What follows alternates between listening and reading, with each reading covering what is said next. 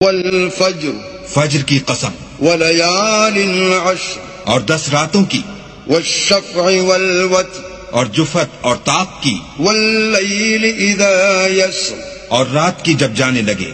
هل في ذلك قسم لذي حجر، اور بے شک یہ چیزیں عقل مندوں کے نزدیک قسم کھانے کے لائق ہیں کہ کافروں کو ضرور عذاب ہوگا۔ ألم تر كيف فعل ربك بعاد، کیا تم نے نہیں دیکھا کہ تمہارے پروردگار نے عاد کے ساتھ کیا کیا؟